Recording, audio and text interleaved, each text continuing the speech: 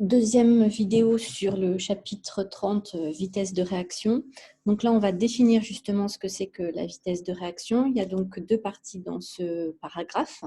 Premièrement, les vitesses volumiques de formation ou de consommation et deuxièmement, la vitesse globale de réaction. Donc, je commence par les vitesses volumiques de formation et de consommation parce qu'elles, on peut toujours les définir, quoi qu'il arrive. Elles sont relatives à une espèce chimique.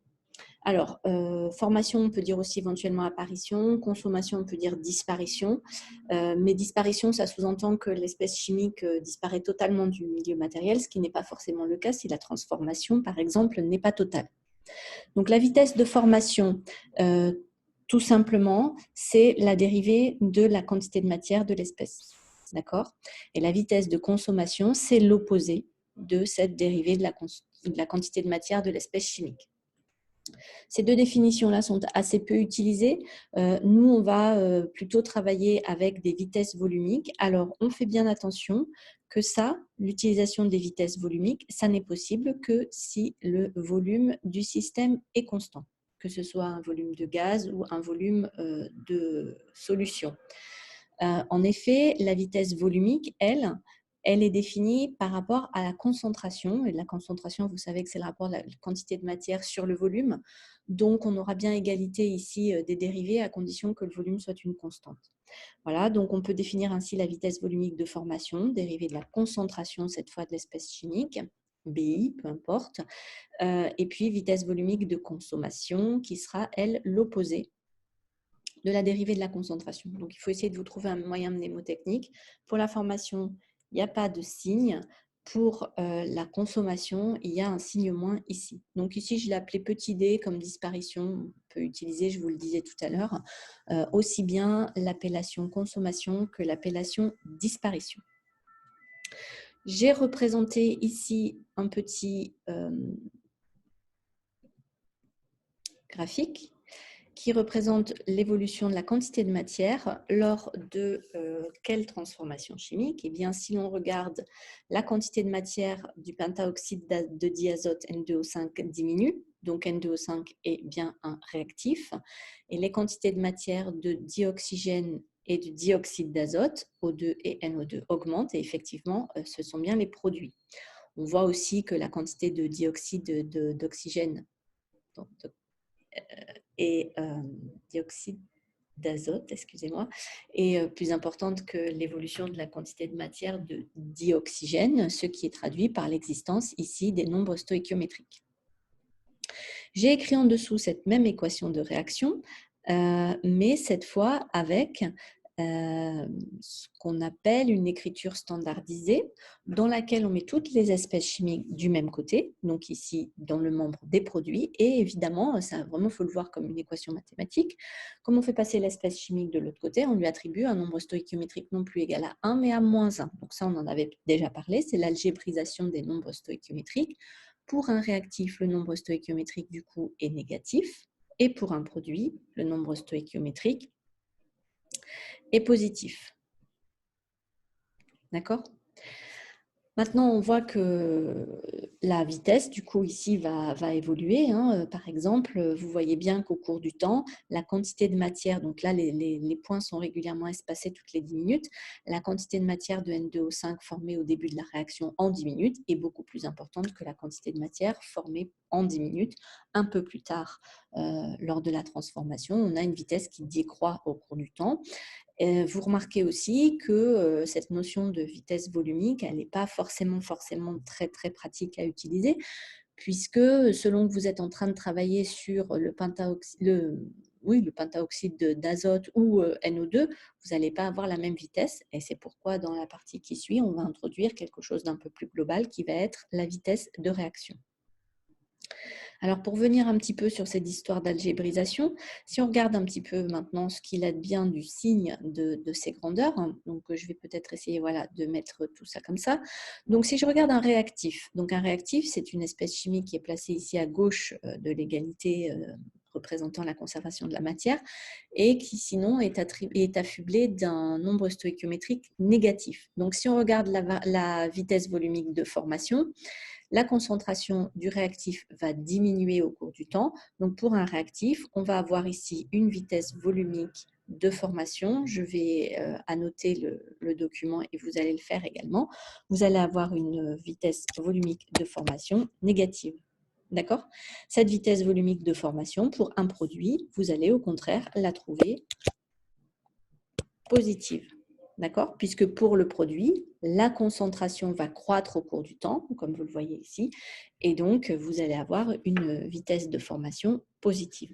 Maintenant, si je regarde la vitesse volumique de consommation, la vitesse de volumique de consommation, c'est l'opposé de la dérivée de la concentration. Donc, pour le réactif, cette fois, elle va être positive, et pour le produit, elle va être négative. Donc, c'est un petit peu logique. Le réactif n'est pas formé, donc sa vitesse est négative. Le réactif est consommé, vitesse de consommation positive.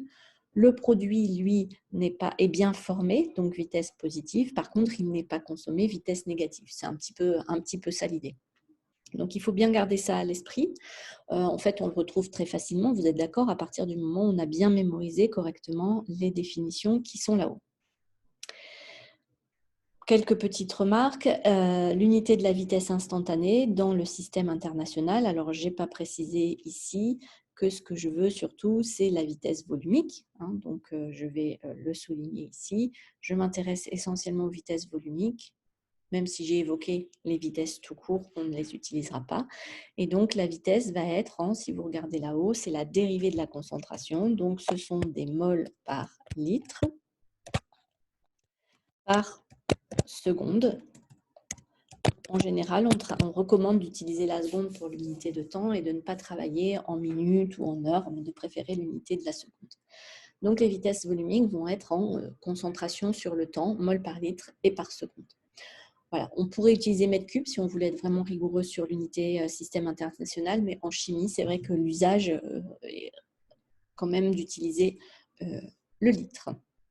Alors ensuite, maintenant, si je passe à la vitesse globale de réaction, donc ici, ce que je vous ai écrit, c'est une équation de réaction très formelle, c'est-à-dire que je n'ai plus N2O5 ou NO2 ou O2, j'ai B1, B2, BI de façon générale pour décrire les espèces chimiques. Les nombres stoïchiométriques, vous les avez donc ici, par exemple, si je rajoute des petites annotations, le nombre stoïchiométrique ici de B1, ici le nombre stoïchiométrique de B2, etc. Quand vous écrivez l'équation usuellement avec les réactifs à gauche et les produits à droite, vous avez des valeurs positives pour les nombres stoïchiométriques. Regardez juste au-dessus, N2O5, il était affublé d'un nombre stoïchiométrique positif. Donc, c'est pour ça que j'ai écrit valeur absolue. Le nombre stoïchiométrique d'un réactif est négatif, mais quand on l'écrit comme ça, on met une valeur absolue. Même chose pour l'autre réactif B2, pour n'importe quel réactif. Par contre, pour les produits, je n'ai pas besoin de mettre de valeur absolue puisque le nombre stoïchiométrique d'un produit, il est positif. L'avancement de la réaction, xi, est défini de la façon suivante. Quantité de matière à un instant t égale quantité de matière initiale plus le nombre stoïchiométrique, positif ou négatif, fois xi. Donc ici, je vais vous montrer pourquoi, d'où ça vient ça. On va partager ça.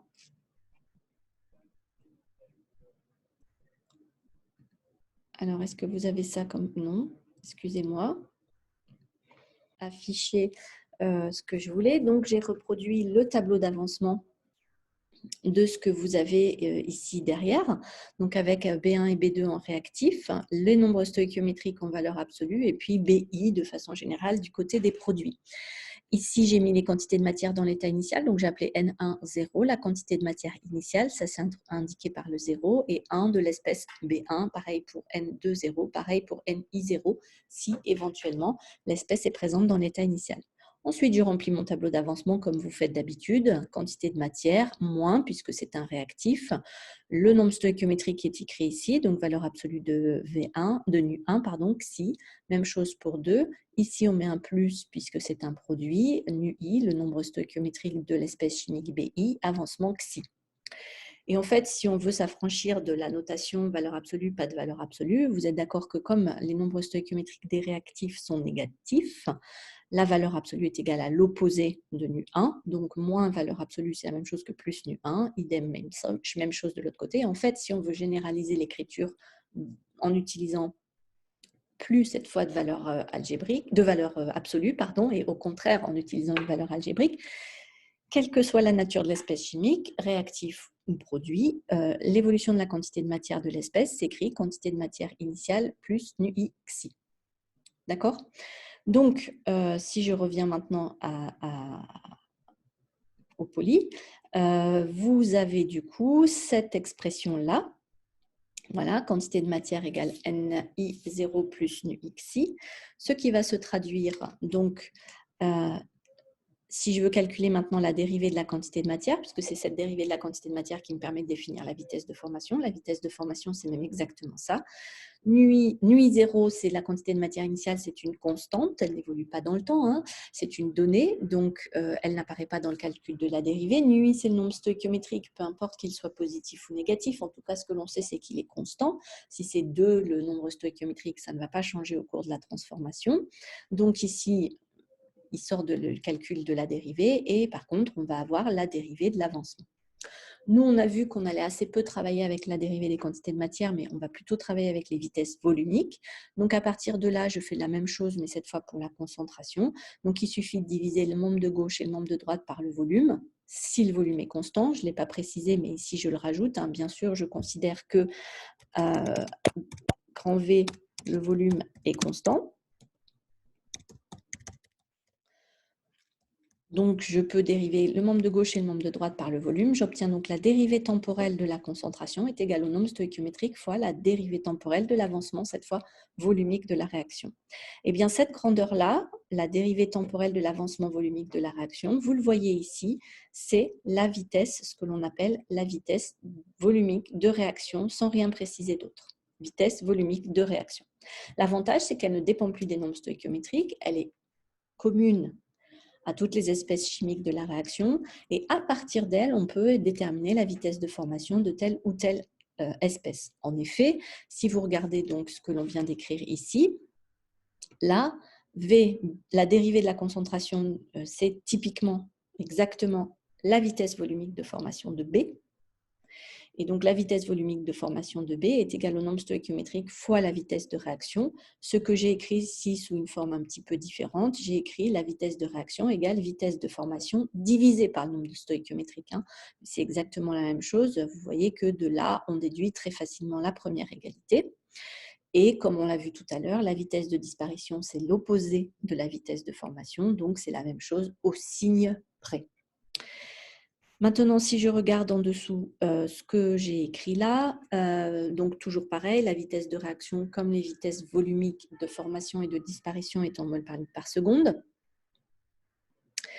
L'avancement volumique, il dépend de l'équation de la réaction. Si vous multipliez tout par 2 ici, là-haut, vous allez encore avoir une nouvelle équation de réaction qui modélise votre transformation.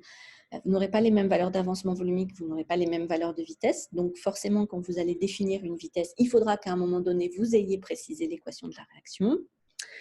La vitesse de réaction, elle est toujours positive, hein, puisqu'on va raisonner dans le sens où l'avancement augmente. On écrira toujours la réaction dans le sens où l'avancement augmente au cours de la transformation. Il est nul à l'instant initial et il va atteindre sa valeur maximum ou sa valeur finale. Donc, de toute façon, xi croît, l'avancement volumique croît, et donc la dérivée est positive. D'accord?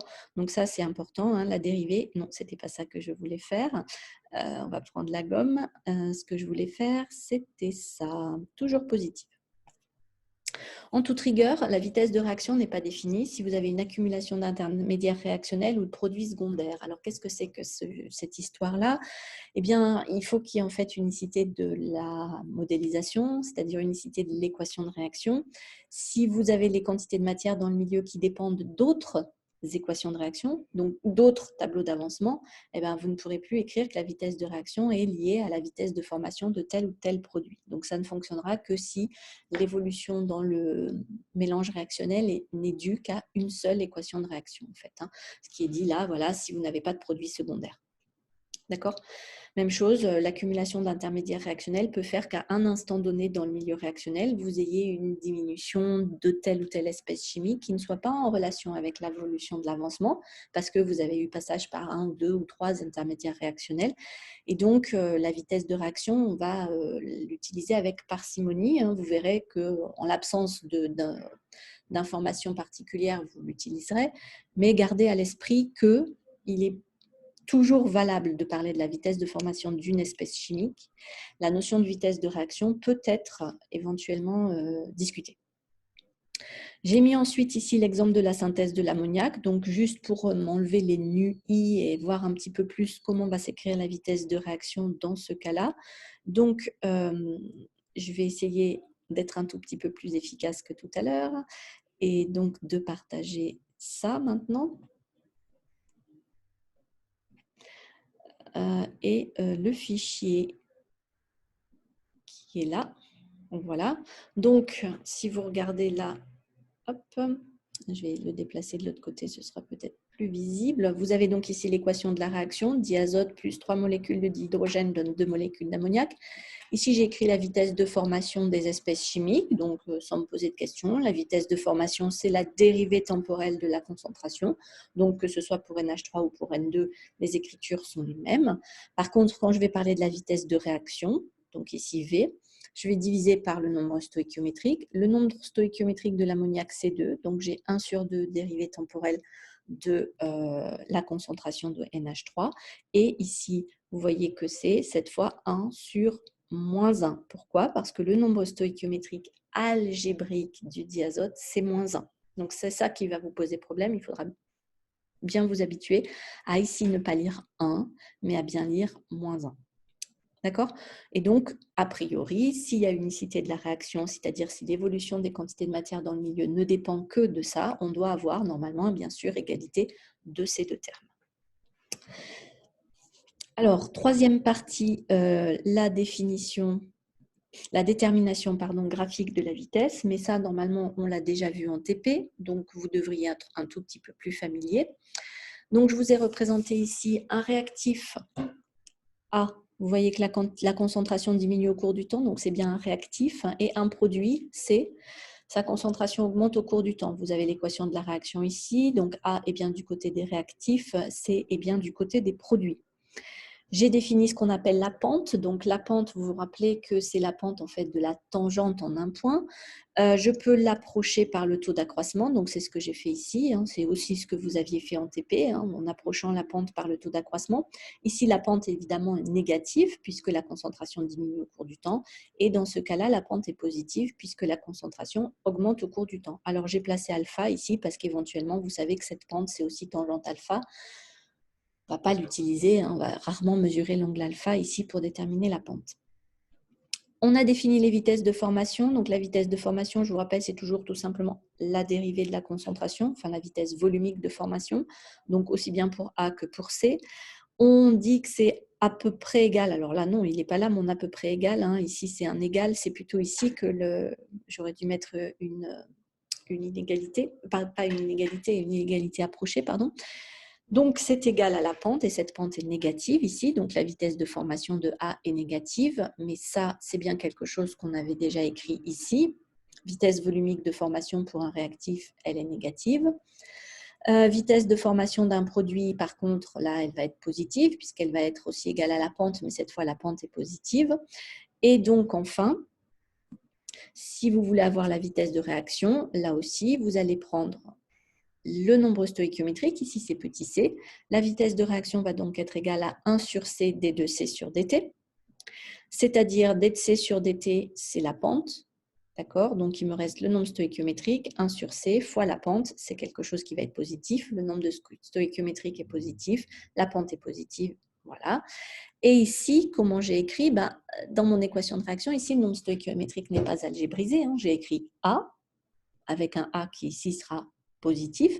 Par contre, quand je vais exprimer la vitesse de réaction, j'écris bien 1 sur moins A, comme je vous l'ai montré tout à l'heure, où j'avais écrit pour le diazote 1 sur moins 1.